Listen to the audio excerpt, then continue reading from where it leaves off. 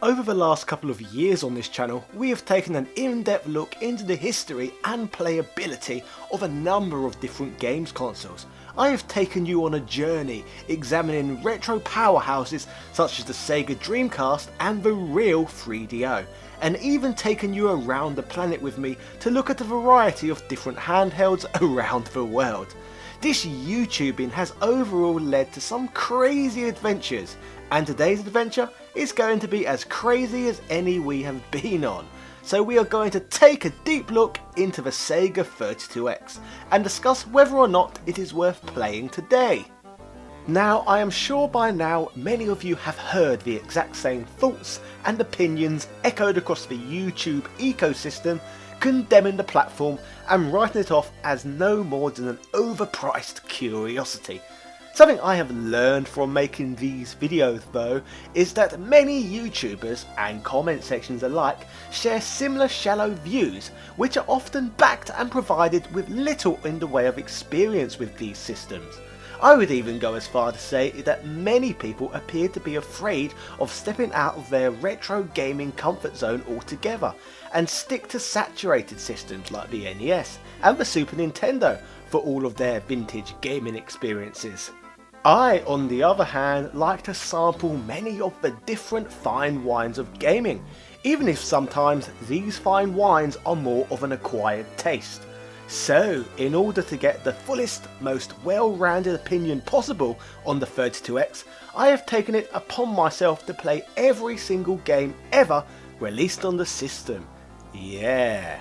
Is the 32X and its library of games really as bad as the echo chamber says? Well, let's find out in this video. Before we get to the games though, let's kick things off like usual and start the show off with a little trip down memory lane. Let us look at the history of everyone's favourite mushroom-shaped gaming device. Yeah. The year is 1987 and the Nintendo Entertainment System is kicking everyone's ass in North America and Japan. In many regions elsewhere around the world, microcomputers reign supreme. Also, whilst all of this is going on, systems such as the ZX Spectrum, Commodore 64 and the Amstrad CPC 464 controlled various different domestic gaming markets across the world. Gaming in the home, as we know, was overall still very technologically primitive at the time. Sure, there were certainly more powerful systems to game on available, such as the Atari ST and the Amiga 1000, but overall most people were still playing on basic options. This all began to change though in 1988 with the release of the Sega Mega Drive in Japan. This 16-bit games console was graphically leaps and bounds more impressive than all its competing market leaders around the world. Ultimately, this leap would pay off, as for a while Sega would become the market leaders in North America, South America, Europe and Oceania. Sega were taking over the world! Thinking about it, you could argue that the Mega Drive was the first system to sell with quite a decent spread across a lot of the planet. In 1990, Nintendo went for a slice of the 16-bit games console market themselves and released their own powerful system in the form of the Super Nintendo. As we all know, this led to the most interesting and epic battle for console supremacy in the history of planet Earth, and Nintendo and Sega's duel took over the world. In order to halt Nintendo's advancing attacks, next in this turf war for territory, Sega released the Sega Mega-Cd add-on. The SNES was starting to do ridiculously well, so Sega was sweating and trying to think of more ways to outdo their competition, believing that once again superior software would be enough to conquer. The Mega-CD allowed the player the ability to play futuristic CD-based games and add hardware functionality such as faster central processing units, CD audio and graphical enhancements. The largest benefit to this add-on was that the CD technology offered greater storage, which allowed for games to be nearly 320 times larger than those found on Mega Drive cartridges. Sadly though, the system's capabilities were mainly stretched simply to play poor full motion video games, such as Shoe Shark for example. Yuck. Overall, the Sega Mega-CD did not sell too well, or pan out quite like Sega wanted, and the CD add-on was the beginning of some salient years for Sega where they would really make themselves look very foolish, greedy, and overall like an evil, struggling, panicking corporate monster, with the organisational skills of someone with no hands, eyes and ears. I could make an entire long in-depth video all about the Sega CD in its own right. However, today we shall be mainly focusing in on what happened next in Sega's history. The Sega 32X, released in 1994, formed part of the Sega universe as Project Mars. It was formulated as a transitional console add-on which would accommodate those who remained loyal to Sega whilst they waited for the release of the Sega Saturn. If you would like to learn more about the various Sega projects within our solar system, I have created a whole video on those too, which can be found by clicking the card at the top of this screen. In regards to Project Mars, aka the 32X, the machine was a step into the 32-bit era, which Sega was desperately trying to defeat their love rivals Nintendo. Nintendo wasn't the only competition on the block Sega were fearful of though. The Sega 32X is also considered a knee-jerk reaction piece, created during a time period when Sega was terrified of what the Atari Jaguar and other powerful consoles could potentially bring to the table at the time. Whilst amusing in retrospect, I suppose there was a moment in time where the 3DO would have looked like a formidable concept too. As expected, the 32X came with its very own library of games, which I will be discussing shortly. Just like with the Mega Drive cartridges before them, 32X carts needed to be inserted into the top of the device. The 32X add-on was slotted into the Mega Drive cartridge slot, then cartridges slotted into the 32X itself. Further to this, as we are all well aware of due to its AVGN infamy, the 32X required its own power supply, which is a reason why the 32X can be a bit of a pain to use, especially when also combined with the Mega-CD, as you'd need a huge amount of plug sockets to be able to run the stack, when you consider how big Sega Transformers actually were. The Sega Mega-CD 32X Mega Drive combo is an imposing looking combination, and is the physical manifestation of Sega shouting out, "That isn't even my final form," in its epic battle with the Super Nintendo. For all the technophile nerds out there who get off on this sort of thing, the specs include two Hitachi SH2 32-bit RISC processors, which run at 23 MHz. Their graphics processing unit was able to produce over 32,000 colours and was able to manage 50,000 polygons per second, which meant that it was visually a hell of a lot more impressive than not only the Mega Drive, but also the Super Nintendo and other systems of a similar nature at the time. It also offered 256 kilobytes of normal RAM and the same amount of video RAM. It also connected to the television using an AV cable. So I suppose with all of this power behind the bloody thing, why was the 32X such a flop exactly? Well, let's explore why.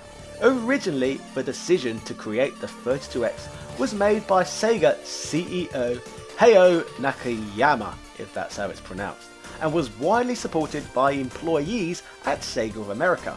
He decided this as he was deeply concerned about the Sega Saturn not being ready in time for a 1994 release, and was also very worried about new competition in the form of the Atari Jaguar, which we mentioned earlier. Sega of America's executive, Joe Miller, suggested transitioning marketing towards the 32-bit add-on would be required in order to compete and make the Mega Drive more powerful without causing Sega fans the need to have to pay out for an entirely new machine. The 32X was intended to be somewhat of a stopgap for Sega fans, in order to put them off going for the likes of the expensive Jaguar instead. The 32X was originally conceived as an entirely new Sega console, however Miller was not a fan, especially having the Saturn looming on the horizon. The standalone console idea was cancelled altogether, in case it put consumers off purchasing the Saturn, which would have been expected soon after. It was also considered at some point that the 32X's existence could be justified on the basis it would be marketed at the same time as the Saturn and would be an option for those who wouldn't be able to afford the much more expensive Saturn. I suppose this isn't that much of an unusual idea, as I remember many of the poor children owning Master Systems when I was at school, and that was the 16-bit era. So, after much pondering, the 32X was unveiled by Sega at the Consumer Electronics Show as a low-cost option for those who already owned the Mega Drive, but wanted to be able to play 32-bit games. It had the tagline that it was the poor man's entry to next generation games, and would be marketed initially for $159 in the United States. In August of that year too, a journalist working for GamePro magazine would write the following statement, which would fall in line with Sega's corporate and greedy sentiment and justification for releasing the platform. No doubt, gotta get it now gamers will spend the big bucks to grab the Saturn or PlayStation systems and games from Japan. For the rest of us, however, 32X may well be the system of choice in 1994. Yeah, no actually I had a big yeah in myself.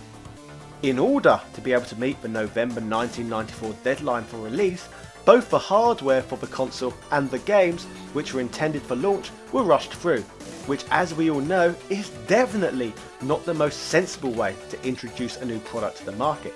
Because of this, the Sega game developers didn't have enough time to develop the games in time for launch, which meant that out of the cast of 40 games, some were very poor indeed. A lot of the games, sadly, do not even bother to appropriately utilise the new hardware, and some are just merely Mega Drive ports, which doesn't even make any bloody sense, considering the compatibleness with the hardware.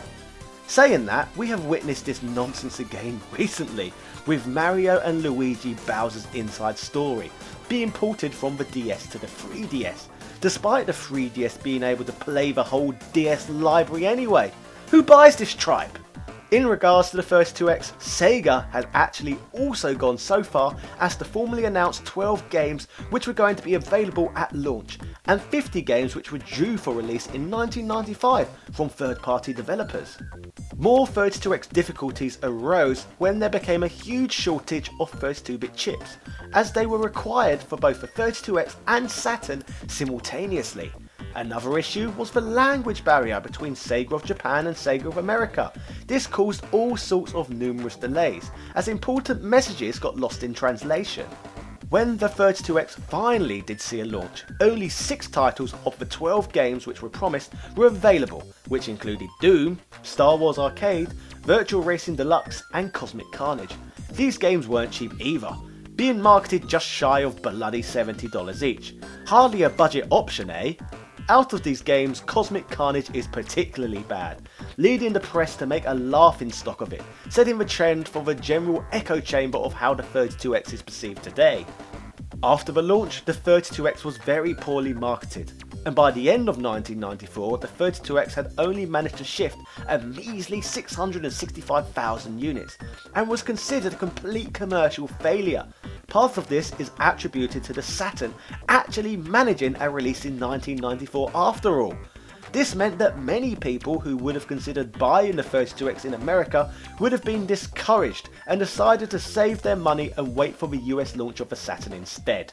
Quite hilariously, the delightful and wonderful man that is 3DO's very own beloved Trip Hawkin was quoted to have said, "Everyone knows that the 32X is a band-aid.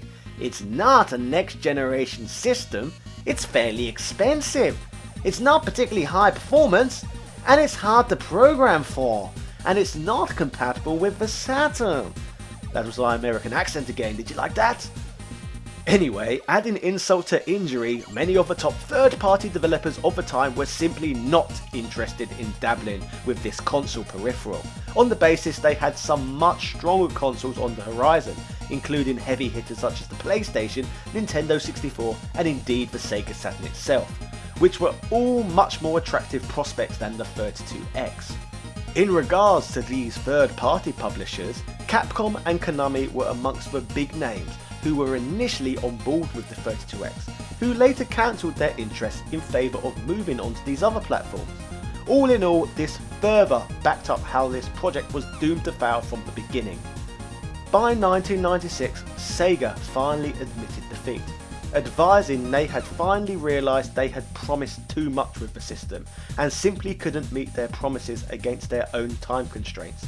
The 32X was discontinued that year, and Sega decided to shift its focus completely over to the Sega Saturn. So, I suppose that was the short yet sad history of the Sega 32X. The device was a complete and utter commercial failure, which arguably had very little in the way of logical reasons for consumers to justifiably buy at the time. However, that was then and this is now, and we all know that the best games are like fine wines and only get better with age. So out of the 32X's small library, is there any fun to be had? Well, let us find out. Let's start by talking about one of the launch titles for this device, Star Wars Arcade. In my opinion, this is a very visually impressive game for 1994 and plays and controls very well. Classic music is here and arranged nicely from the original Star Wars trilogy and adds a lot of atmosphere to the game's levels. The game consists of you flying an X-Wing, intercepting TIE fighters in an asteroid field, destroying a Superstar Destroyer and making an assault run on the Death Star. The game is short and sweet, and it's overall a very simplistic arcade experience. I suppose all of this gives the game a great pick up and play nature today. Next up we have Space Harrier, a 1985 arcade game which has been frickin' ported to everything. I first had my first experience with this game within the arcade in Shenmue and was quite frankly mesmerised. I later got to live my Space Harrier retro arcade experience out in real life too, when I got to play on an actual cabinet at Fun Spot in New Hampshire too. By this point in time, Space Harrier had been ported to over 20 systems, often with varying results in terms of quality. The 32X version of this game is a fantastic one though, and gives a very faithful arcade experience, which is a lot better than the earlier release of Space Harrier 2, which can be found on the Sega Mega Drive. Whilst on the subject of fantastic arcade ports, we also have Afterburner on the platform, which is a near arcade perfect game too. This combat flight simulator by Yu Suzuki of Shenmue fame allows the player to control a F-14 Tomcat jet, which you control to destroy a series of enemy jets throughout 18 stages. Again, just like Space Harrier, this game is a fantastic fun and a welcome addition to anyone's collection of Sega 32X games. After some good, now let's switch over to look at some bad. We spoke of Cosmic Carnage briefly earlier, and about how it was shunned by journalists at the time. So now the question is, were these journalists right to do so? The answer to this question is an absolute resounding yes. The game is absolutely awful. The game is considered the spiritual successor to Fighting Masters, and plays as a 2D fighter where you have the opportunity to play as a number of difficult to control ugly monsters. I haven't really got much to say about this one really, other than it's awful. So I suppose let's just leave it there. Next up we have Mortal Kombat 2. Well, the game is Mortal Kombat 2 I suppose.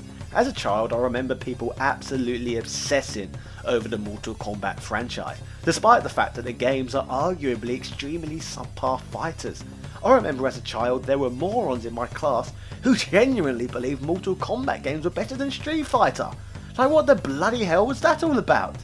It is quite surprising how dumb people are really, and how easy they are to trick just by sticking some juvenile, completely unnecessary gore in a game.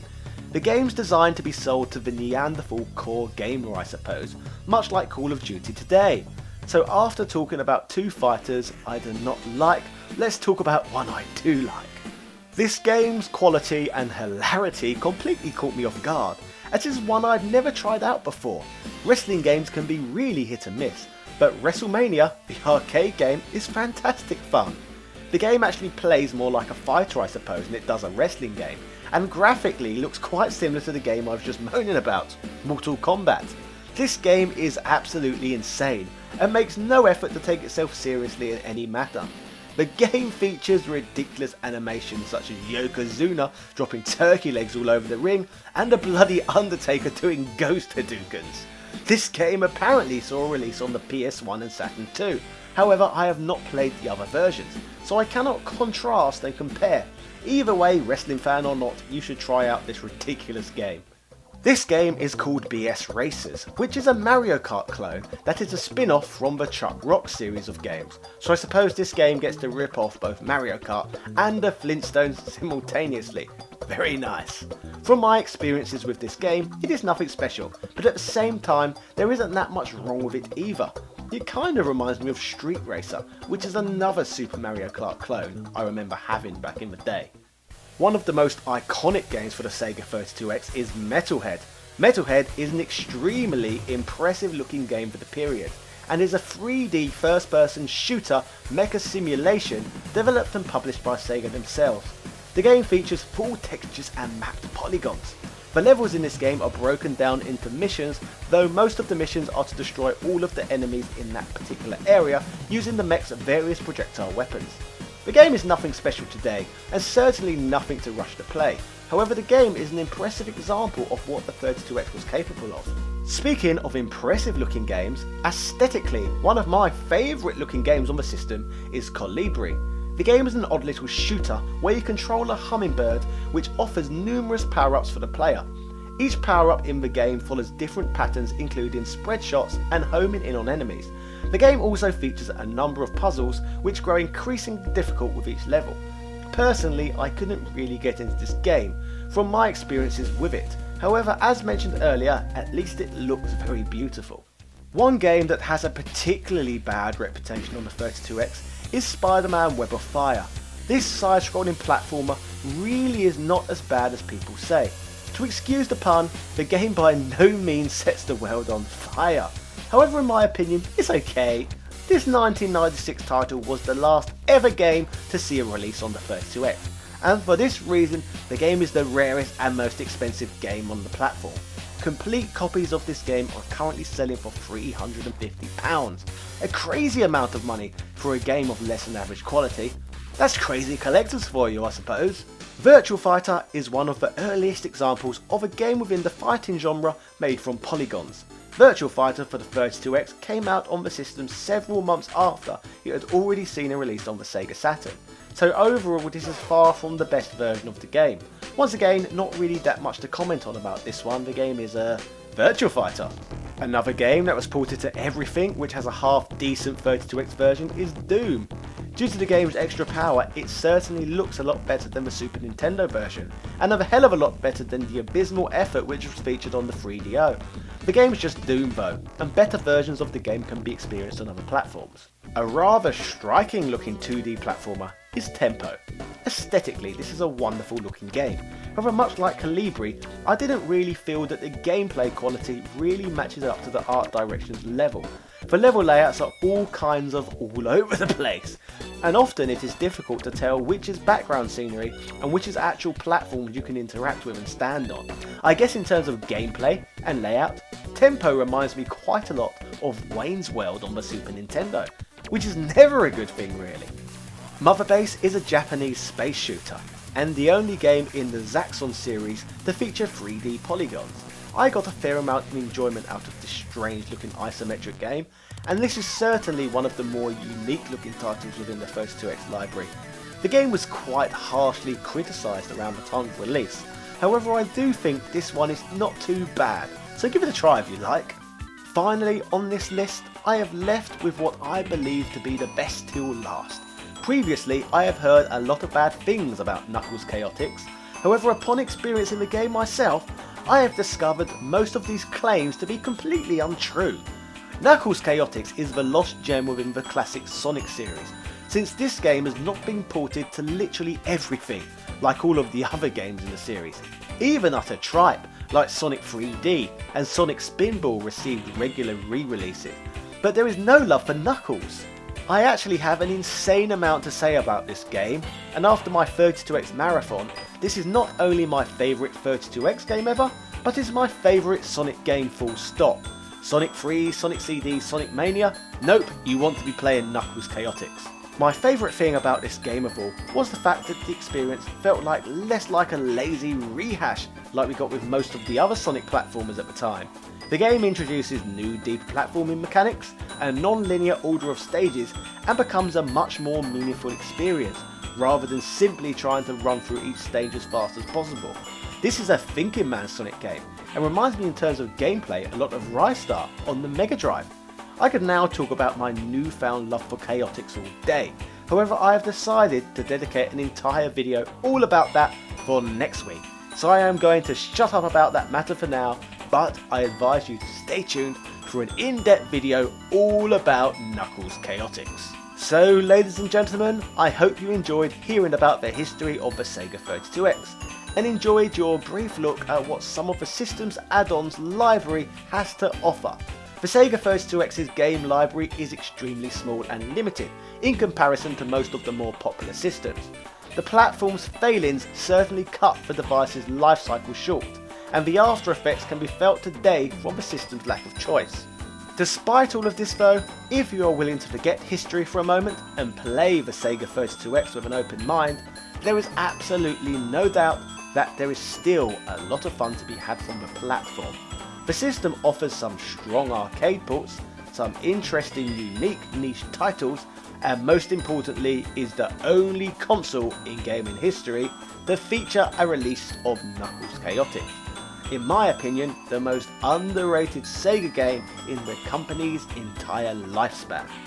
So, overall, if you're expecting a girthy library like on the PlayStation, Super Nintendo or original Mega Drive, then the 32X is not for you. However, if you are like me and have an acquired taste to sample all the fine wines gaming has to offer, then there are a couple of bottles in the 32X's cellar that just simply continue to get better with age. Yeah. Thank you for watching today's video. We have all heard the negatives about this platform many times before, so if you have anything positive to say about this platform, then why not share it with us in the comments section? What are your memories of this system? Do not forget to like, subscribe and hit the notification bell to get videos like this sent straight to your phone each and every week for free. Also, just to make things clear, I probably wouldn't still be doing this if it wasn't for being partly funded on this channel by my patrons. So everyone watching this video should also be thankful to them for giving me the drive to continue to make these depthy weekly videos, despite not even being a full-time YouTuber. So once again, thank you to all of my patrons for continuing to motivate me to chase my dreams and passions. Every little really does help. Shout out to Carl Johnson, Shizuka Kobayashi, Richard Clark, Greg Hooper, Harold Webb, Since Spaces, Kevin Verheely, David Mountford, Andrew Bazansky, Atanas Garcia, Edward O'Reilly, Peter Sedorn, and Retail Archaeology, and of course all of my other patrons. I would really struggle to make these videos, like I said, without your kindness. If you too would like to support this channel, then make sure to check out my Patreon page. Cheerio everyone.